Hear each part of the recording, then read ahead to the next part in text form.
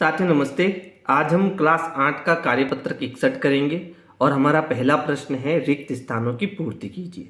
तो यहाँ पर देखो हमारा पहला प्रश्न जो है उसमें -438 में हमें एक संख्या का भाग देना है जिसमें हमारा उत्तर क्या आएगा, 1 आएगा। अब भाग का मतलब बट्टा होता है ना। तो यहाँ देखो क्या हो रहा है, यहाँ पर संख्या हमारी है 438 है ना। इसमें हमें भाग देना है, भाग मतलब बट्टा। भाग को मैंने क्या बना लिया, बट्टा बना लिया। और नीचे ऐसी संख्या का भाग देना है, यानी यहाँ नीचे मुझे एक ऐसी संख्या लेनी है कि मेरा उत्तर क्या आ जाए, 1 आ जाए।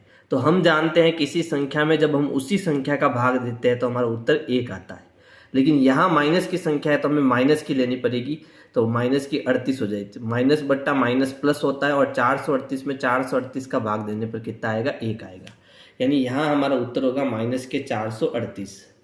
इसी प्रकार देखो दूसरे में ऐसी संख्या में 5 का भाग देना है जिससे उत्तर मेरा माइनस का 3 आए। ठीक है, तो इसको हम ऐसे भी लिख सकते हैं कि मान लो ये संख्या हमारी x है, भाग को हमने बट्टा बना दिया और बट्टे में कितना है, 5 है, और बराबर के इस तरफ हमारा कितना है, माइनस का 3 है ना। तो यहाँ जो 5 भाग में है, जब इसको हम बराबर के इस तरफ भेजेंगे तो वो गुणे में आ जाएगा। तो यहाँ x मुझे क्या मिलेगा, -3 गुणा 5। 3 और 5 का गुणा करेंगे तो x मुझे कितना मिलेगा, माइनस का 15 है ना। तो हमारा उत्तर हो जाएगा माइनस का 15। तो यहाँ आएगा माइनस का 15। ठीक है, देखो 15 में 5 का भाग देने पर हमारा उत्तर क्या आएगा, 3 आएगा। लेकिन यहाँ माइनस है इसलिए यहाँ पर माइनस आएगा। अब है -12 का गुणा -6 से करने पर हमें कितना मिलेगा। तो देखो माइनस इंटू माइनस हम जानते हैं प्लस होता है, तो यहाँ माइनस इंटू माइनस तो प्लस हो जाएगा। और 12 का 6 से गुना, तो 12 का पहाड़ा 6 बार बोलेंगे तो 12 छंगे 72 होता है। तो हमारा उत्तर आएगा प्लस का 72। ठीक है, अगला प्रश्न है 0 में a का भाग दिया। तो देखो 0 में a का भाग दिया, 0 में किसी भी संख्या का भाग देंगे तो हमारा उत्तर 0 ही आएगा। तो यहाँ उत्तर क्या आएगा, 0। फिर अगला प्रश्न है निम्नलिखित में से प्रत्येक का मान ज्ञात कीजिए। तो यहाँ पर जो प्रश्न है उसमें हमें -107 में 107 का भाग देना है। -107 में हमें 107 का भाग देना है। तो 107 में 107 का भाग एक बार जाएगा, लेकिन क्योंकि इसमें ऊपर एक माइनस है तो -1 उत्तर हमारा आएगा। तो यहाँ उत्तर आ जाएगा -1। इसी प्रकार देखो इसको हमें सरल करना है तो पहले मैं इसको बट्टे में लिख देता हूँ। प्रश्न क्या है हमारा, प्रश्न है -3 + 2 और बट्टे को मैं भाग को मैंने क्या बना लिया, बट्टा। नीचे आएगा -2 + 1। तो देखो हम जानते हैं कि जब किसी संख्या के आगे कोई भी संख्या नहीं हो तो हम कोष्टक हटा सकते हैं। तो जब यहाँ से हम कोष्टक हटाएंगे तो ये क्या हो जाएगा, -3 हो जाएगा, फिर ये +2 हो जाएगा। इसी प्रकार यहाँ से भी हम कोष्टक हटाएंगे तो ये -2 + 1 हो जाएगा। ठीक है, अब हम जानते हैं जब एक संख्या माइनस की हो और एक संख्या प्लस की हो तो हम घटाते हैं, लेकिन उत्तर हमारा माइनस में आता है क्योंकि माइनस की संख्या जो है यहाँ पर बड़ी है। तो -3 में से 2 को घटाएंगे तो उत्तर -1 आएगा, बट्टा। यहाँ पर भी एक प्लस है एक माइनस है तो घटेगा, उत्तर माइनस में आएगा क्योंकि माइनस की संख्या बड़ी है। तो -2 में से -2 में से +1 गया, कितना बचेगा, -1। तो माइनस बट्टा माइनस जो है वो प्लस होता है, 1/1 कितना होता है, 1। तो यहाँ जब इसको सरल करेंगे तो हमारा उत्तर क्या आएगा, 1 आएगा, +1।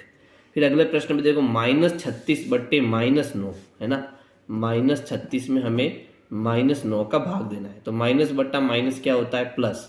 अब 36 में 9 का भाग दो तो 9 1 9, 9 दूनी 18, 9 3 37, 9 चौक 36। तो +4 हमारा उत्तर आएगा। तो यहाँ आ जाएगा +4, यहाँ +1 कर दो। फिर देखो इसको सरल करना है तो सबसे पहले देखो संख्या है 4 गुणा -3 गुणा -5। तो हम जानते हैं माइनस इंटू माइनस क्या होता है, प्लस। तो कुल मिला के हमें यहाँ पर 4, 3 और 5 का गुणा करना है। तो देखो 4 3 हो गया 12, और अब 12 का 5 से गुणा करेंगे तो 12 पंजे 60। तो यहाँ पर हमारा उत्तर कितना आ जाएगा, 60 आ जाएगा। देखो अगला प्रश्न, दिए गए कथन सत्य है या असत्य बताइए। तो हमें राइट रॉन्ग बताना है। पहला है पूर्णांकों के योग के लिए क्रम विनिमयता का नियम संतुष्ट होता है। तो ये कथन हमारा सत्य है, क्योंकि पूर्णांक संख्या को, जैसे मैंने मान लो -3 में +2 को जोड़ा, तो यहाँ पर मेरा +2 है उसको मैं आगे ले लेता हूँ और -3 को पीछे ले लेता हूँ तो इससे इसको कोई फ़र्क नहीं पड़ेगा, हमारा उत्तर सेम आएगा, इसलिए ये कथन हमारा सत्य है। फिर है किसी पूर्ण संख्या में शून्य को जोड़ने पर वही पूर्ण संख्या प्राप्त होती है, तो ये भी कथन हमारा सत्य है, क्योंकि हम किसी भी संख्या में 0 जोड़ेंगे तो हमें वही संख्या मिलेगी, तो ये कथन भी हमारा सत्य है। अब ये कह रहा है कि -23 में हम -1 का भाग देंगे तो 0 आएगा क्या? नहीं, -23 में जब मैं -1 का भाग दूंगा तो माइनस बट्टा माइनस तो हो जाएगा प्लस, और 23 में कभी भी 1 का भाग दोगे, किसी भी संख्या में 1 का भाग देने पर हमें वही संख्या मिलती है, यानी प्लस का 23 हमें मिलेगा। जबकि ये कह रहा है कि 0 मिलेगा क्या, तो ये कथन हमारा क्या हो जाएगा? असत्य हो जाएगा। फिर है पूर्ण संख्याओं के लिए 0 गुणात्मक तत्समक है, तो हमेशा ध्यान रखो गुणात्मक तत्समक 1 होता है, 0 नहीं होता है, इसलिए ये कथन भी हमारा क्या है? असत्य है। अब देखो प्रश्न 4, प्रश्न संख्या 4 है,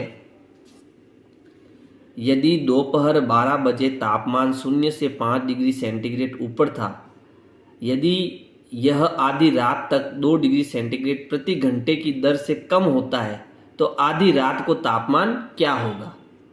देखो प्रश्न समझो पहले, ये कह रहा है कि दिन के 12 बजे थे, है ना, दिन को कितने बजे थे? 12 बजे थे, और उस समय तापमान क्या था? प्लस का 5 डिग्री सेंटीग्रेड था। फिर आधी रात, अब आधी रात का मतलब क्या हुआ?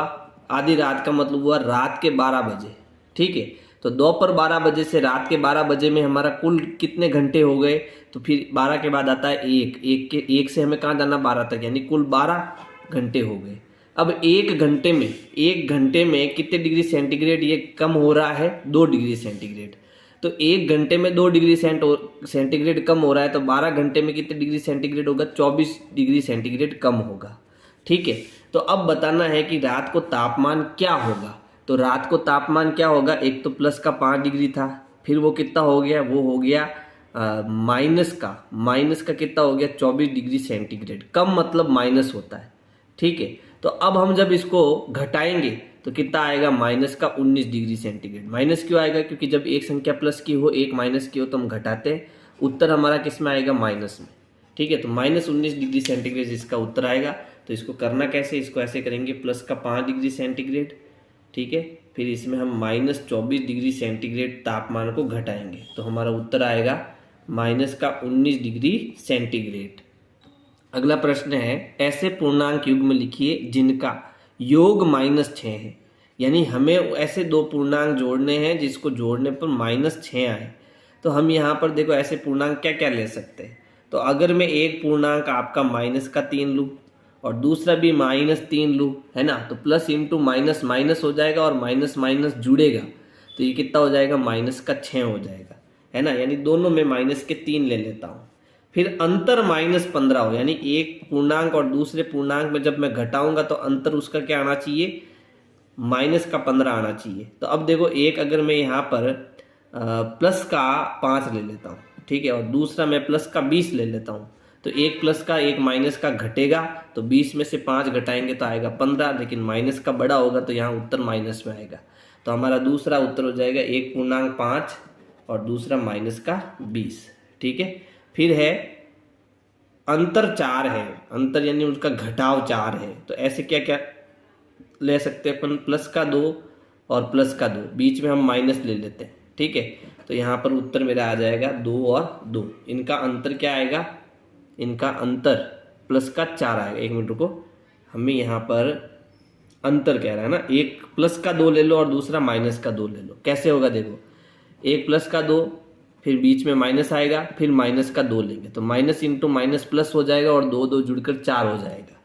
अब है योग 0 हो, तो एक प्लस और एक माइनस लेंगे तो उनका योग हमेशा क्या आएगा? 0। अब योग कह रहा है तो भी एक प्लस का ले लो और दूसरा माइनस का ले लो। पहले बीच में अंतर था, अब की बार प्लस का निशान है, तो यहाँ प्लस का निशान आएगा तो 2 में से 2 जाएगा, 0 हो जाएगा, ठीक है। चलो, तो इस प्रकार से जो है आपको वर्कशीट टिकशीट करनी है, और अगर मेरी वीडियो पसंद आए तो वीडियो को लाइक करना है, अपने दोस्तों को शेयर करना है। Thank you. प्लेलिस्ट के लिए आपको सर्च करना है विनय क्लासेज ब्लॉग। सर्च करने के बाद आपको मेरा चैनल दिखेगा, आपको चैनल में जाना है। चैनल में जाने के बाद आप प्लेलिस्ट में जाएंगे तो प्लेलिस्ट में आपको सारे कार्यपत्रक मिल जाएंगे।